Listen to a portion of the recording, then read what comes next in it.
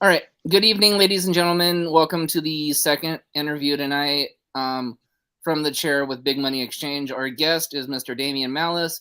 Your host again is Mr. Nathan Noss. And of course, I'm the executive producer, Anthony Wagner. Nathan, let's go ahead and get right into it. So who were your wrestling heroes growing up? My wrestling heroes growing up, number one was probably Dean Malenko, to be honest, because with him, it was more or less just, he was such a worker, one of the best that ever went in, that ever stepped in between the ropes, in my opinion. He just sometimes really didn't have the personality to back it up to become a mainstream superstar, but he was the man of 1,000 moves, so he is probably my main influence getting into it and everything of that sort. But from my amateur background as well, since I did amateur wrestling from 3 years old all the way up to college, so obviously Brock Lesnar and Kurt Angle are both huge influences on my career as well. Oh, get out of here, dude. Well, let's get into a little deeper here. Let's do your top 5 independent female wrestlers, in your opinion. Top 5 independent female wrestlers. Are we talking about just in my area or just over in general?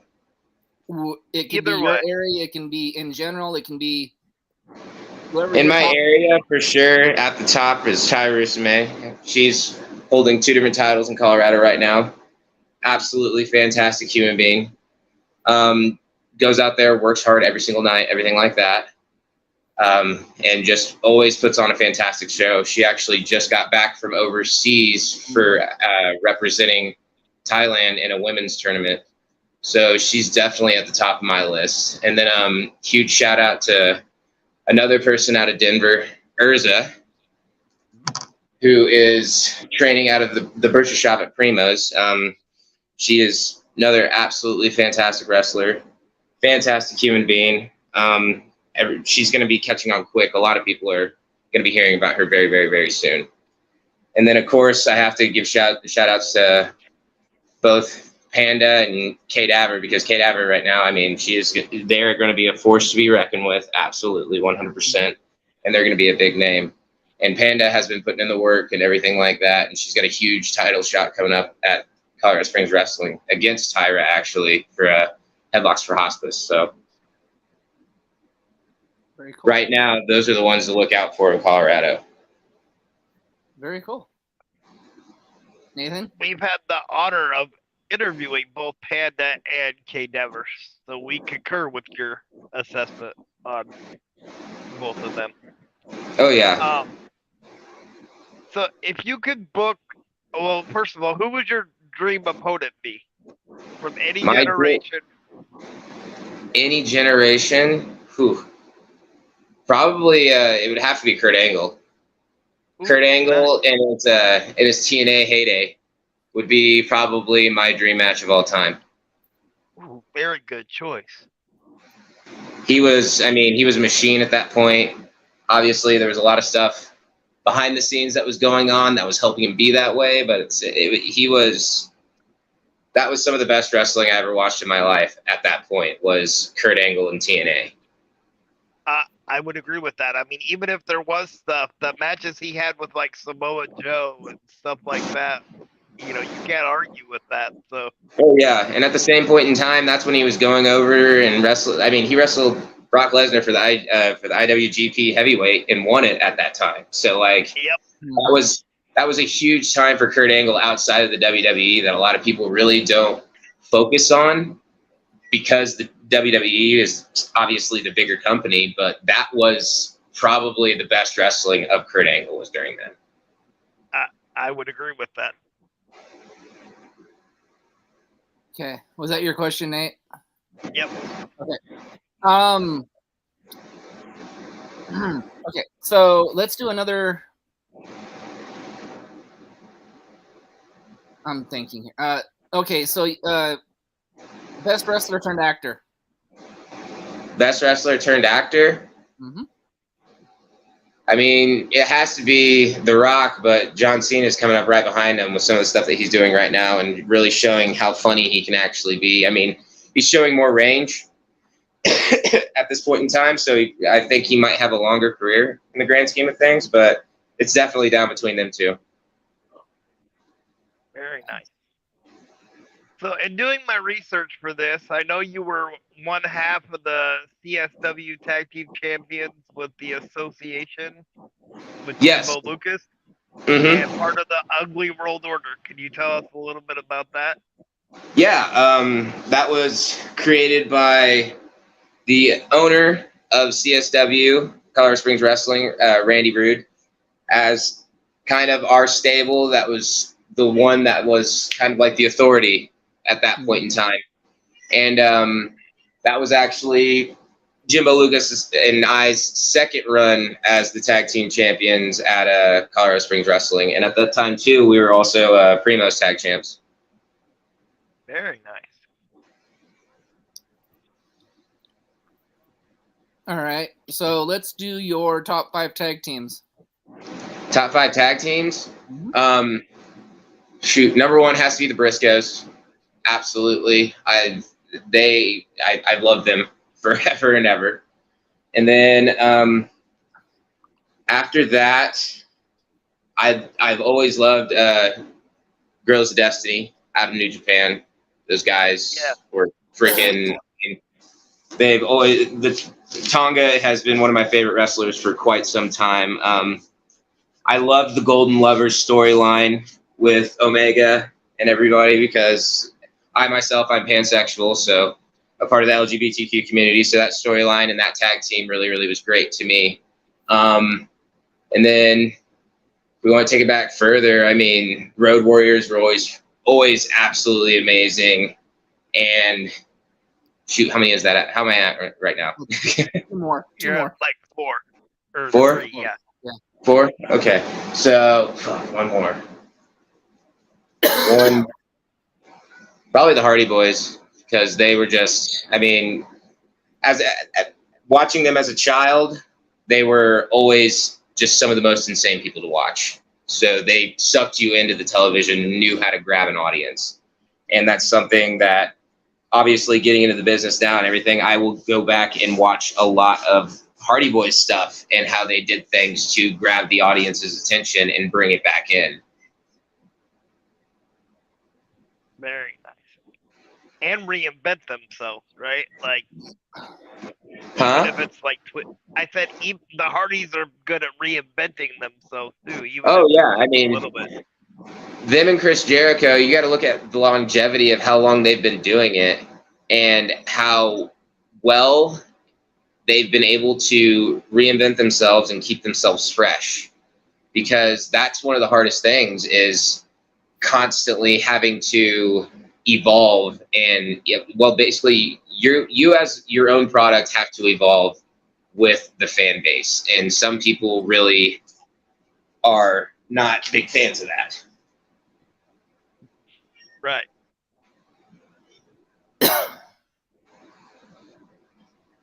So, your top 5 managers of all time.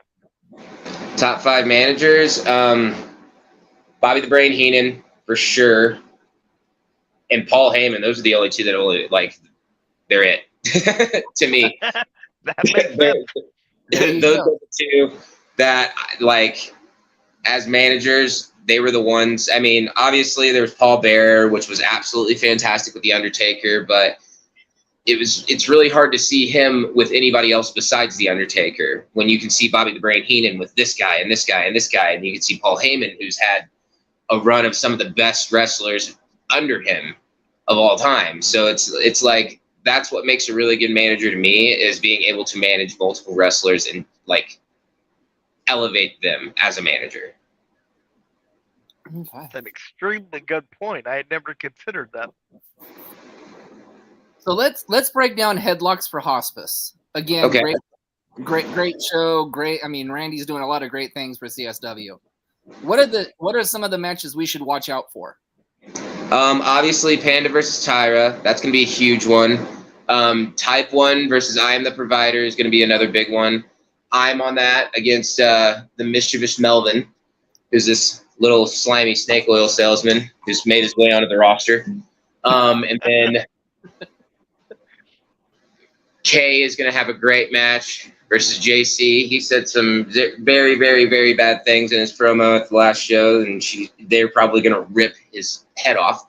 So everyone's going to want to watch that. So those are the big ones that I'm really watching out for. We'll have to watch that on streaming, Nate. No, I'm already planning on it. Yeah. One in particular match for me, but I won't get into that. He's like the biggest Panda fan in the world, and so am I. Oh, really? But, I mean, he takes it to another level. So. I love Ms. Pandemonium. That's awesome. We hit her on a few days after the Red Rock Rumble, actually. So I mean, it was an honor. That's awesome. Yeah, the funny thing about that is we had Panda on a few days after the Red Rock Rumble, and then we had Killian on like a few days after that. Oh boy, freaking Killian Crow. Mm-hmm. So to get his opinion on that match was very interesting. That man and I have some stuff planned. There's some stuff on the horizon for him and I, so that'll be not going to ruin the surprise just yet, but it's going to be a whole lot of freaking fun. Very cool. All right, Nathan, go ahead and. So, if you could book a WrestleMania card using any talent, either from today or any generation, who would be on the card? Who would be on the card? Or man, that's very, very hard. But gosh, main event would probably have to be Heartbreak Kid versus AJ Styles, but that's really about the only match I can plan out off the top of my head, because that's a broad question. That's something I would have to sit down and I would have to sit down and think about that for a very, very long time, because I mean, even as a kid, I've thought about that, and it's just like, oh wow, like I would love to see, freaking Macho Man versus Seth Rollins, but like that match is just as good as the match that I just said and stuff like that. So it's very, very hard to book that show correctly in any way, shape, or form. You know what though? Those two matches are some of the best we've heard when we've asked that question. So well, AJ Styles was one of my favorite wrestlers of all time too, and that's his dream match actually, is Heartbreak Kid. So that's where I stole that from. But Macho Man versus Seth Rollins would be really great. Rick Rude versus anybody from the new generation. Oh yeah, really, nice. That's a man that I watch a lot for inspiration, to say the least. So speaking of people just slithering in like your opponent, our co-host just slithered into the chats. What up, Big Money? Yep.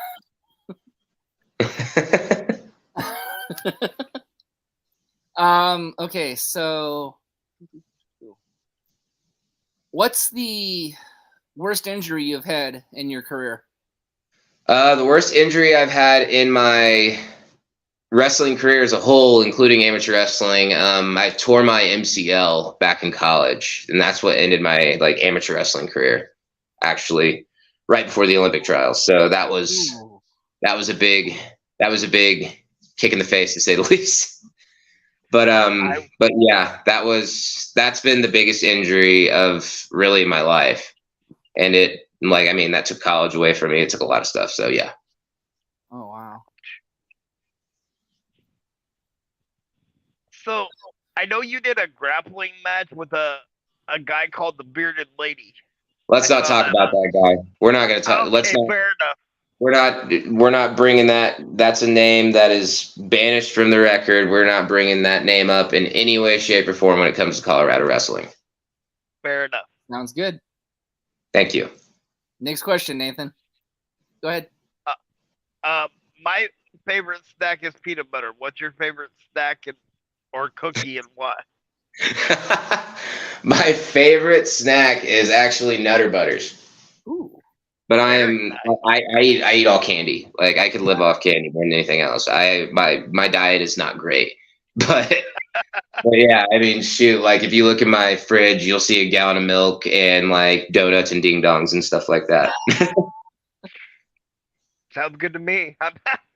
I'm a giant kid. Yeah. Okay, well, I'll ask a question for Big Money since he's not in here. Have you ever wrestled in Southern California? I have wrestled in Pueblo once. And also I wrestled on a festival in Rye, Colorado at the beginning of my career for a few days. But those are the only times that I've been like down south. Other than that, it's been in Colorado Springs, Denver, Utah, and like traveling and stuff like that. Very nice. Okay, Nate. Which actually here soon, I'm going to be going to Devotion Championship Wrestling out in Salt Lake City it's going to be on June 24th. So that'll be a lot of fun. Nice. We just interviewed one of their stars yesterday, which is Tombstone Jesus. Oh yeah, Tombstone Jesus is a great individual. He's a good man. He's been a very big role model to me because I'm newly sober, and he's someone that I looked up to because he's been sober for a very long time, and really has been someone that just a huge inspiration to me and keeping me on the right path in that situation. Well, congratulations on being sober. And well, thank you. Mm-hmm. So, who is the biggest name that you've ever wrestled? Biggest name I've ever wrestled. Well, I took a little bit of a hiatus there for a couple of years when I had my son, but Manny Lemons is making a name for himself right now, and he's out of Utah, and I actually won my first singles title off of him. So he's one of the big names. Big Gun Justin Andrews is one of the biggest names in Colorado, and he's my original trainer, and we've wrestled a lot. So yeah, those are probably two of the bigger names that I can think of off the top of my head right now that are in the area.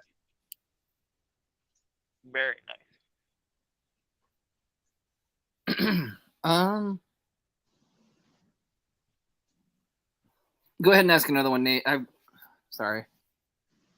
So if you had a chance to wrestle for the four major promotions, meaning WWE, AEW, Impact, or New Japan, which one would it be, and who would be your first opponent?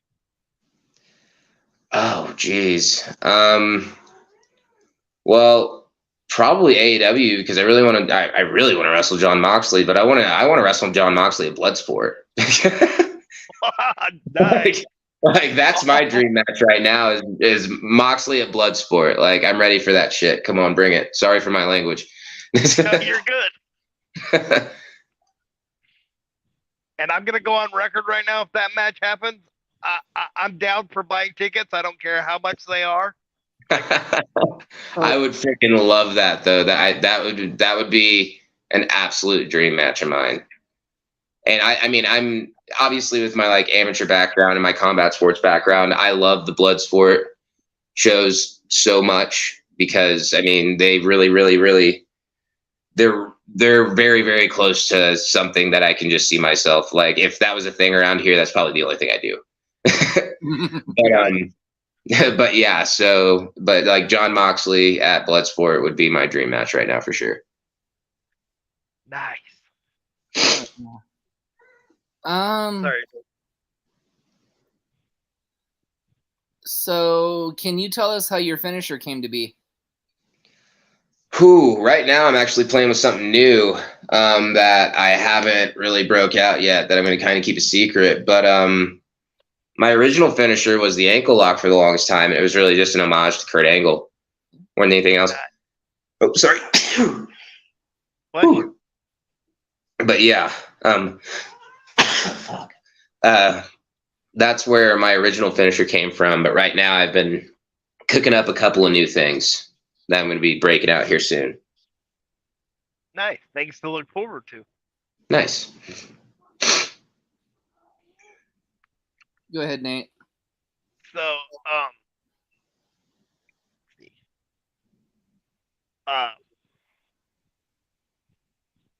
So what was the toughest match you ever had? Toughest match I ever had was definitely against Big Guns Justin Andrews.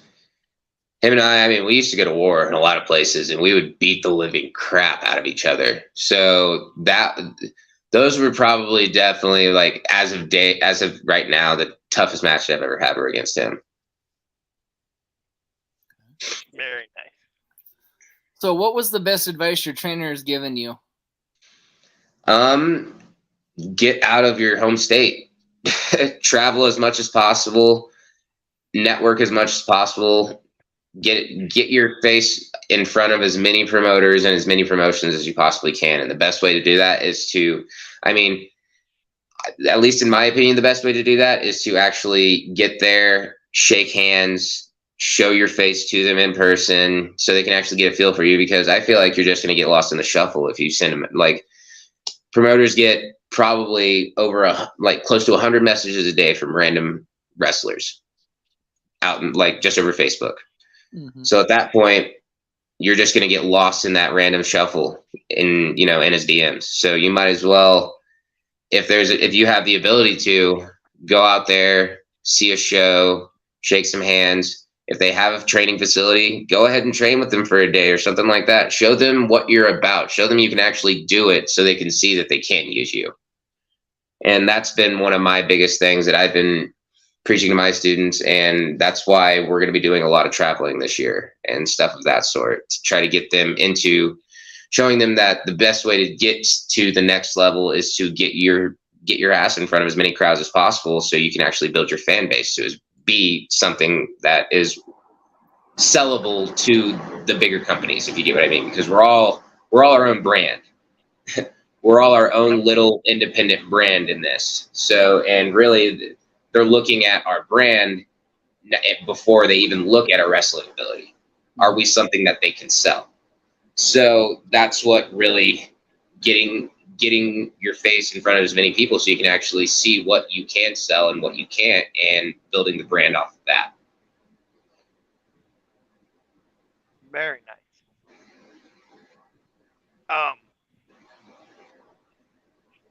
So, what advice would you give somebody that wanted to get into professional wrestling? Find a training facility. Find an actual school, something of that sort. You can find someone that's training people in their backyard, stuff like that, but make sure they're a reputable person. But I would definitely just get online and start looking up if there's any professional wrestling schools in your area. That's the first step, first and foremost. And then getting into contact with them, driving, and paying your dues, and showing that you actually want to do it. Because some people say they want to, and then they'll get in there and they'll try it out for a day and they'll never come back. And it's not for everyone. If it was for everyone, every fan would do it. Right. So I'm just going to let out a comment, and then I'll let Nathan ask a question. If you guys are willing or looking to travel, you and your students, there's a promotion up here in Washington State that I think is right up your alley. It's called Combat Pro Wrestling. Now, the nice thing about this is it's theatrical wrestling, but it's also combat wrestling because they actually have a grappling division. That's absolutely something that I would be interested in. Whoever was that a comment in the? No, that was from me. If you would love to send me that information, yes, please, absolutely. Yes, that would be great. All right, we can definitely do that. All right, Nathan, go ahead and ask your question. What's the craziest thing you've ever seen at a wrestling show or in a ring? Every single Slave to the Death match I've ever been to in Denver, Colorado. Joe McDougal, I'm the provider. He is one of the best minds I've ever met in this business, and one of the best people I've ever met in this business. But the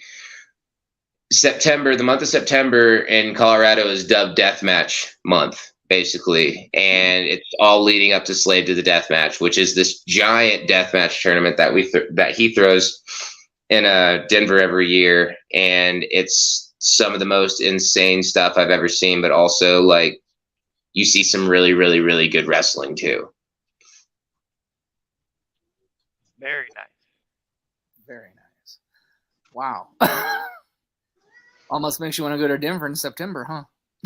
I know. It's a lot of fun. It's a whole lot of fun. It's 2 days of just wild, wild, wild stuff.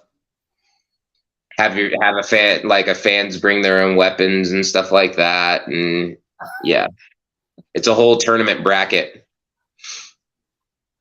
Nice. They actually, if you guys want to check it out, I think the old pay-per-views are on Fight TV and stuff like that. Okay. Very cool.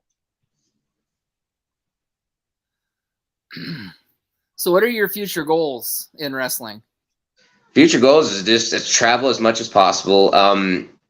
My biggest goal right now is to get to the point where I want to wrestle Bull, Battle of Los Angeles. Like, that tournament is, if you wrestle that tournament, you're gonna make it. You don't have, like, if you get on that card, you're gonna make it in this business. So that's really, like, that's my next goal or at least, my next step. Not the main goal, but my next step to get to the end goal. And our co-host, Big Money Dodge, is actually a manager in Southern California. So. Oh, really? I'll try to. We'll connect you with him too. How about that? That would be lovely.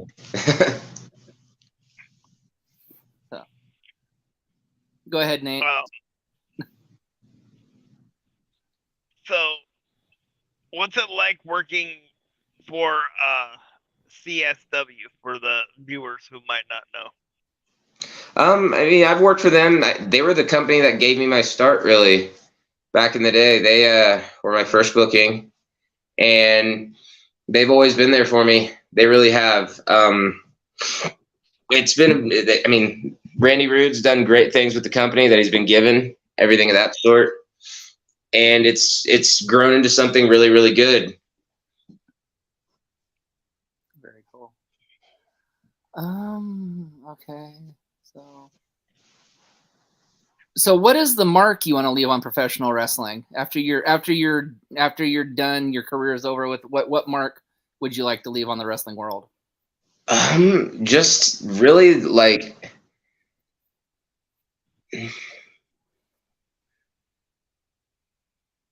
show people that, like, even as, like, a pansexual, bisexual male that still is very, very masculine, you can do shit like this. Like, you don't have to be the macho stereotype in professional wrestling is almost dead, and I'm so freaking happy about it, because not too long ago, I wouldn't be able to outwardly exist the way I want to in a locker room. You know what I mean?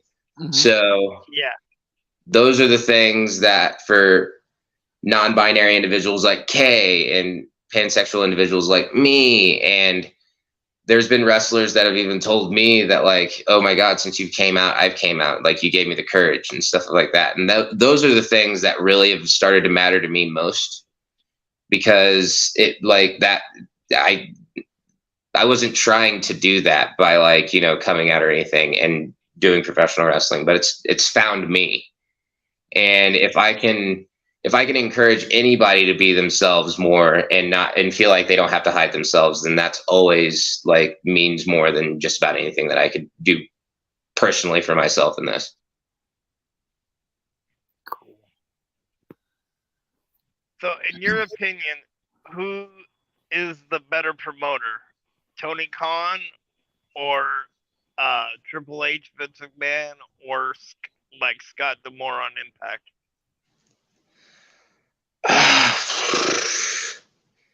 I mean, right now the Bloodline storyline's been the best thing on professional wrestling for quite some time, so I'd have to get to Triple H, because AEW's booking's been a little all over the place, trying to just appease the viewers. So they'll drop storylines halfway through and stuff, so stuff doesn't end up making sense because they won't let anything actually flesh out. but they're still in the learning stages with their writing team and everything of that sort. I feel like so those are things that will get worked out. But right now, it's just with the bloodline, and that's been the best storyline that I've seen in wrestling in quite some time, really. I would have to agree with that. Mm-hmm.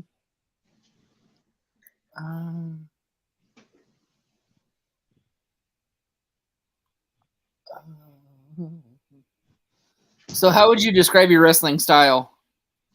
Definitely more of a shoot style. I stick to my amateur roots. Very, very snug. A lot of suplexes, a lot of throws, everything of that sort. And just stay on my opponent. Constant pressure. Oh, it looks a lot like Kurt Angle used to, really. Actually, I'm not trying to. I swear, I'm again. not trying to be Kurt Angle, but my wrestling style looks a lot like Kurt Angle. I'm gonna say this lightly, and Nathan, you can back me up on this. Welcome the loser of the Red Rock Rumble, Mr. Killian Crow, into the podcast. Oh, Hi, Killian. How are you? What up, big dude? He already Shoot, said. can he join? Can he get on a mic? Get him in here. Hold on. I can. Yeah, let's add him. Okay, Let's add him. Hang on, Killian. Let me see if he's on Facebook. We're gonna send him the link to get him on here. Let's see if we can get that big boy in here. Let me see if he is. Okay, Killian, I'm gonna send you a link, bud.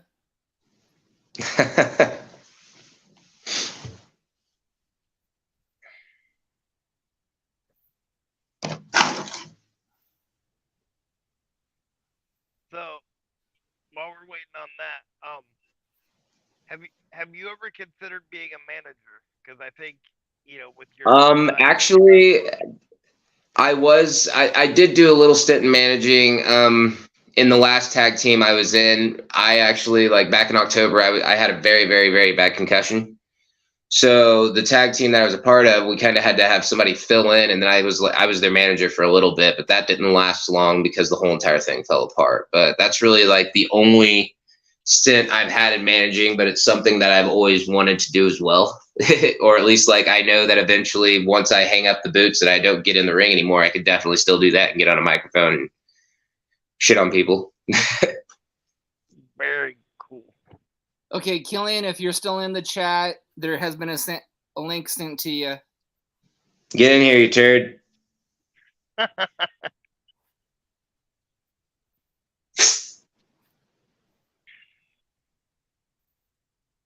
Oh, he's at work. Oh, what the? Whatever, man.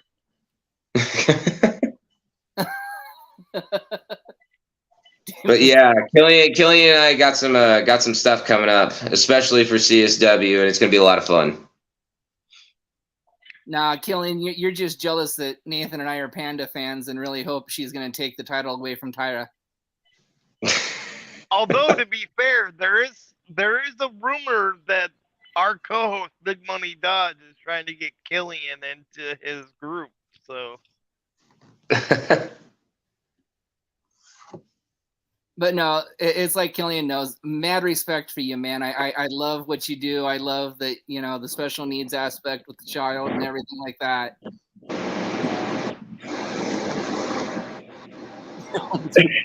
It's in existence. Ouch. Sorry, I'm trying to catch up with the chat at the moment. The only two Panda fans in existence. Golly. Ouch. Ouch. Okay, And Killian, it work, man. I'm more important. You know this by now. Come on. I thought we'd been over this. Okay, Nathan, go ahead. Ask another question. Yeah, you better start asking questions, or Killian and I are just gonna start going back and forth. So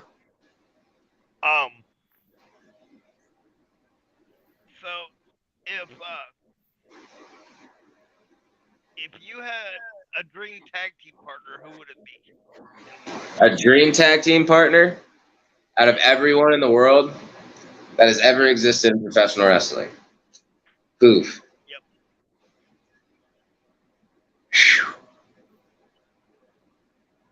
That probably Rick Rude. If I'm being honest, Rick Rude and I, yeah, that would be a lot of fun. Because I always do a little bit of sleaze to my gimmick and everything like that. So yeah, like I would definitely have to go with Rick Rude. I would definitely get a pair of tights and airbrush the other guy's wife on my crotch every single time. I mean, shoot, actually at the Red Rock Rumble, Asher James, the little turd that actually ended up eliminating me from the Rumble, I dragged him out of the ring, took him over right in front of his mom, and was hitting on his mom as a beating the crap out of him. So, like, that's what I'm about. So, definitely he would be my dream tag team partner. We would have a lot of fun. That would be a lot of fun. And if I remember right, wasn't Asher James the guy that also stole Mop Boy's TikTok title? Yeah. Yeah, that's the kid. Okay. Yeah. Little boy wonder, or trying to be boy wonder at least. Yeah. The guy that really upset Mop Boy for stealing his title. Yeah, okay, yeah. We interviewed Mop Boy too, so that's how we knew about that little tidbit. Oh, yeah. Yeah, he wasn't very happy that he lost his TikTok title in the middle of a Red Rock Rumble, so. Probably not.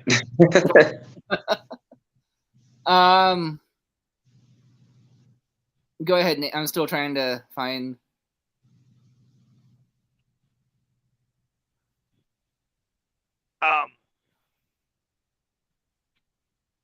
So, do you think that a special needs character like Eugene would work in today's wrestling industry? If done correctly. If, like, it can't be the butt of a joke. Like, we're so far past that, or at least we freaking should be as a business and everything of that sort. Just like what I was talking about with, like, the LGBTQ community and professional wrestling and stuff like that. Like, we are so far past this cheap pop bullcrap from older generations that, like, it's not needed. And it, like, there can be a special needs character, but at the same point in time, it can't be just a special needs character just to have them around as to laugh at. Right. Like, we're so much better than that, or at least we have to strive to be better than that in every single way, shape, and form. And it, like, even when I watched the Eugene character back then, it never sat right with me. It never sat right with me. I never thought it was funny. I never thought it was good in any way, shape, or form. I thought it was just terrible, cheap laughter. And that was it. Mm-hmm. Yeah, and there's I agree with that, and there's a reason that I always ask the people that question is because I want to get into the wrestling business somehow. That's kind of why we do this podcast. Mm-hmm. Because I have cerebral palsy and I'm in a wheelchair, so there's so many. what you guys say and as like, okay, as like advice. You know what I mean? Oh, absolutely. And not only that, but since you're doing a podcast, there's commentary, there's producing, there's so many things there's so many things, like, really, everything behind the scenes is more important than the professional wrestlers, in my opinion. Because without them, they're working the entire show. I go out there, have my match, and then can go do whatever the hell I want. They have to stay and work that entire show, make everything's on time, and make me look good. And also, like, I mean, there's managers that the commentary, like, if the commentary is on point, like, it can make the worst wrestler look great. So it's all those little things that actually go on behind the scenes that make the show run, that, like, you don't even have to get out in front of a crowd in any way, shape, or form and still be a part of this business and to be a huge part of this business. Some of the best minds I know in professional wrestling have never been professional wrestlers. They've been people that have been behind the scenes the entire time and worked their way by just being a sponge and soaking in all the knowledge around them and getting into a position where they're trusted by everyone. And so there's so many different avenues and ways to get into this business besides actually just, going out there and wrestling. And that's one thing that I try to preach to people as well all the time that come into school and then they're like, well, oh, sorry. but but that's something that I always preach to all my students and everything like that too. Even if the whole aspect of getting in there and actually wrestling a match isn't for you, there's so many other, if you love professional wrestling, there's so many other ways to contribute to this business. Refereeing, everything that I just went over, all those things are what make the show run. And but any promoter can book any wrestlers to make a show run. But having all those other little pieces in place, it's really hard to do without. I agree, and thank you for that advice. Oh, not a problem. And I guess Mr. Killian had to run back to work. He was scared that we were gonna shove Panda down his throat. Well, she did eliminate him from the Red Rock Rumble, so there was that. So, what was the best gimmick match that you've done to date? Oh shoot. Best gimmick match I've ever wrestled to date. I haven't done very many gimmick matches, to be honest. Wow. I'm sitting here thinking it's been a lot of singles and a lot of tag team. I did do a bar fight once, which is, no ring, no rules, bare floor, concrete. But other than that, that only happened one time, and that was, it's just been traditional singles and tag team wrestling most of the time. Haven't even dipped my toe into the hardcore stuff or anything like that. I'm way too pretty for it. You'd get a lot of bar fights in CPW. That's one of their famous matches that they do is bar fights. Yep. So, go ahead, I'll Jay. do submission matches all day and stuff like that. Absolutely. But I know I have a few of my trainees that would love. I have one trainee that's dedicating a lot of time to deathmatch and hardcore wrestling right now, and I am so proud of him. He was actually, shooting his first year, he was enslaved to the deathmatch. So, huge shout out to Niles Blood. He's been with me for a little while now, and he's been doing big things. And he just got back from Canada actually last week. He was up there doing a tour wrestling.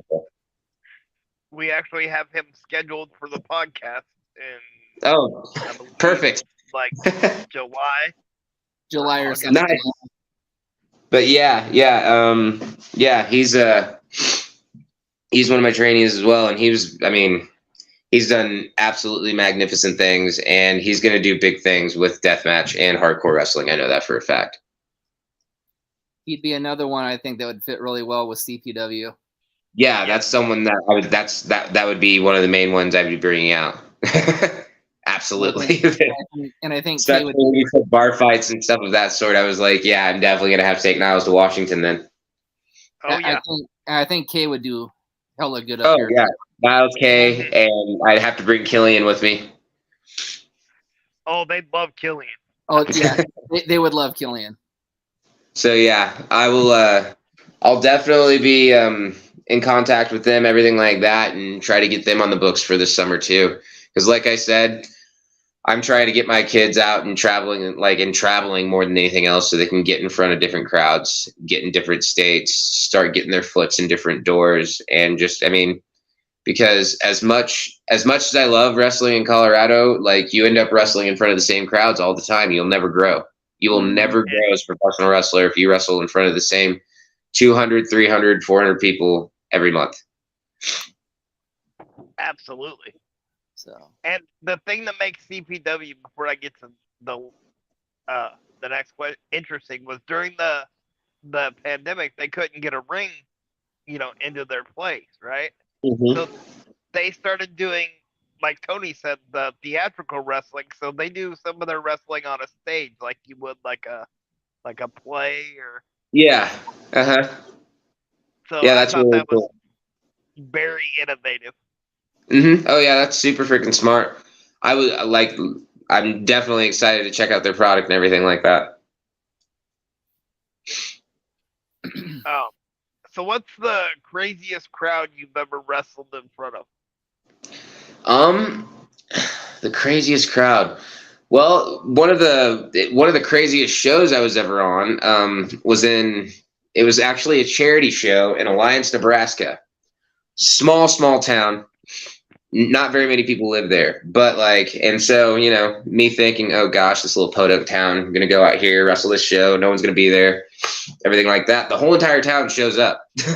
There's nothing else going on in the town, so the whole entire town shows up for it, to the point where this bingo hall has to bring in over 150 extra chairs or something like that. So the place was over capacity packed. It was absolutely insane, and one of the best crowds I've ever stepped out in front of, because it was literally, I mean, it was the only form of entertainment that you could tell that they've had in quite some time, besides going to Walmart. So it was definitely, it was an eye opener too, because you never know. So I always tell my trainees, wrestle everywhere once, go and wrestle there. If you have a bad experience, you don't have to go back. Yep. You can look at the company, and if it's a company that you don't agree with their morals and stuff or their values, by all means, don't go at all. But if it's something that you think has no detrimental effects on your career in any way, shape, or form, go ahead, give it a shot. Why not? It might, because in the back of my head, I did not want to go to Alliance, Nebraska, but in all honesty, that ended up being one of my best paydays ever, because with my merch sales from that small town, on top of a very, very good payday for showing up, walked out with close to $600 for the night, which is very, very good in professional wrestling for one show. So you never know. You never know. And you never know who's in that crowd and who's filming and who follows them. And everyone has a video camera these days. So, at every show, someone could be filming something of yours that could get posted on the internet somewhere that someone can see. So, get in front of as many cameras as possible. And another thing that I've been taking away from Manny Lemons is he's very, very big on always get content, because we're such a social media world now, and especially in professional wrestling, you have to build a following online for the bigger companies to even look at you, because like I said, you're a brand. Are you a brand that they can sell already, or are you a brand that they're going to have to figure something out with and build up something new? So, yeah, sorry about my little rant there. No, you're good. So we'll make this my final question to you, sir, is where can we find you on social medias and whatnot? Right now, I am on TikTok at the Real Palace of Malice, Facebook, Instagram as well under the Palace of Malice, and really those are my main ones right now. I'm going back through and recreating a Twitter and everything right now. I don't tweet that much though. It's one that I don't use often, but I'm mostly on Facebook more than anywhere else right now. Very nice.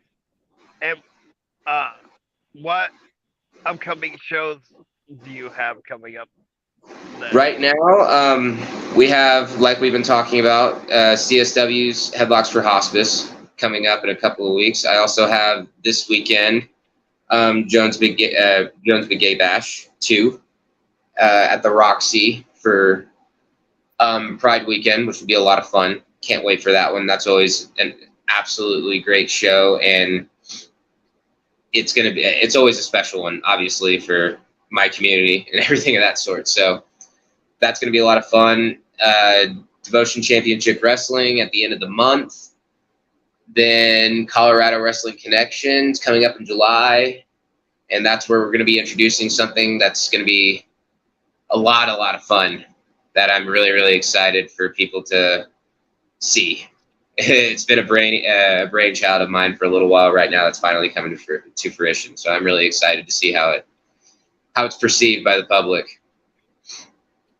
Very Very nice. nice.